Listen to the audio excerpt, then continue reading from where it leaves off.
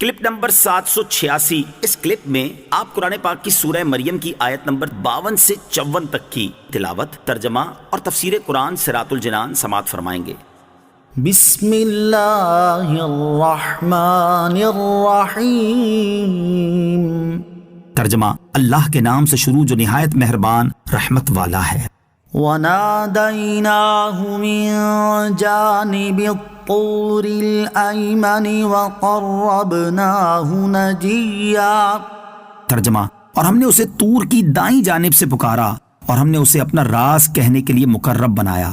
وَنَادَيْنَاهُ مِن جَانِبِ الطُّورِ الْأَيْمَنِ، اور ہم نے اسے طور کی دائیں جانب سے پکارا۔ طور ایک پہاڑ کا نام ہے جو مصر اور مدین کے درمیان ہے۔ حضرت موسیٰ علیہ السلام کو مدین سے آتے ہوئے طور کی اس جانب سے جو حضرت موسیٰ علیہ السلام کی دائیں طرف تھی ایک درخت سے ندا دی گئی، یا موسیٰ انی انا اللہ رب العالمین۔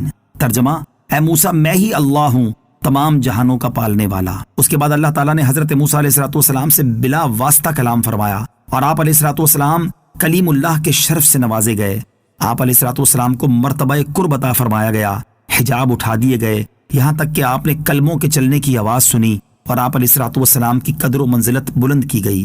کلیم اور حبیب میں فرق، یہاں اللہ تعالیٰ کے کلیم حضرت موسیٰ علیہ السلام اور اللہ تعالیٰ کے حبیب علیہ السلام کے مقاموں مرتبے کا فرق ملاحظہ ہو کہ اللہ تعالیٰ نے حضرت موسیٰ علیہ السلام سے کوہ طور پر جو کلام فرمایا اسے اپنے حبیب علیہ السلام کے ذریعے سب پر ظاہر فرما دیا، لیکن اللہ تعالیٰ نے معراج کی رات لامقام میں اپنے حبیب علیہ السلام سے جو کلام فرمایا وہ کسی کو نہ بتایا، بلکہ یہ ارشاد فرما کر سب سے چھپا دیا کہ فَأَوْحَى إِلَىٰ عَبْدِهِ مَا أَوْحَى۔ ترجمہ: پھر اس نے اپنے بندے کو وحی فرمائی جو اس نے وحی فرمائی۔ وَوَهَبْنَا لَهُ مِن رَّحْمَتِنَا أَخَاهُ هَارُونَ نَبِيًّا۔ ترجمہ: اور ہم نے اپنی رحمت سے اسے اس کا بھائی ہارون بھی دیا جو نبی تھا۔ وَوَهَبْنَا لَهُ مِن رَّحْمَتِنَا أَخَاهُ هَارُونَ نَبِيًّا، اور ہم نے اپنی رحمت سے اسے اس کا بھائی ہارون بھی دیا جو نبی تھا۔ یعنی جب حضرت موسیٰ علیہ السلام نے اللہ تعالیٰ سے دعا کی کہ میرے گھر والوں میں سے میرے بھائی ہارون کو میرا وزیر بنا، تو اللہ تعالیٰ نے ان کی یہ دعا قبول فرمائی اور اپنی رحمت سے حضرت ہارون علیہ السلام کو نبوت عطا کی۔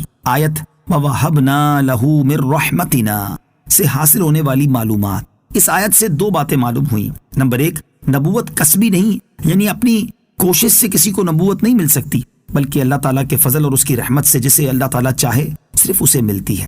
نمبر دو، حضرت موسیٰ علیہ السلام کو اللہ تعالیٰ کی بارگاہ میں قرب کا ایسا مقام حاصل ہے کہ اللہ تعالیٰ نے ان کی دعا کے صدقے ان کے بھائی حضرت ہارون علیہ السلام کو نبوت عطا فرما دی۔ اس سے اللہ تعالیٰ کے پیاروں کی عظمت کا پتہ لگا کہ ان کی دعا سے وہ نعمت ملتی ہے جو بادشاہوں کے خزانوں میں نہ ہو، تو اگر ان کی دعا سے اولاد یا دنیا کی دیگر نعمتیں مل جائیں تو کیا مشکل ہے۔ البتہ اب ختم نبوت ہو چکی تو اب کسی کو نبوت نہیں مل سکتی۔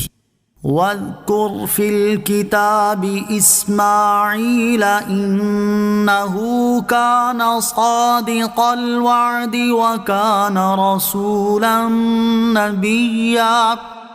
ترجمہ: اور کتاب میں اسماعیل کو یاد کرو، بے شک وہ وعدے کا سچا تھا اور غیب کی خبریں دینے والا رسول تھا۔ وَاذْكُرْ فِي الْكِتَابِ إِسْمَاعِيلَ، اور کتاب میں اسماعیل کو یاد کرو۔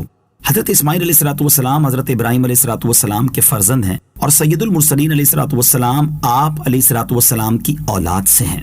اس آیت میں حضرت اسماعیل علیہ السلام کے دو وصف بیان کیے گئے۔ نمبر ایک، آپ علیہ السلام وعدے کے سچے تھے۔ یاد رہے کہ تمام انبیاء کرام علیہ السلام وعدے کے سچے ہی ہوتے ہیں، مگر آپ علیہ السلام کا خصوصی طور پر ذکر کرنے کی وجہ یہ ہے کہ آپ علیہ السلام اس وصف میں بہت زیادہ ممتاز تھے۔ چنانچہ ایک مرتبہ آپ علیہ السلام کو کوئی شخص کہہ گیا جب تک میں نہیں آتا آپ یہیں ٹھہریں، تو آپ علیہ السلام اس کے انتظار میں 3 دن تک وہیں ٹھہرے رہے۔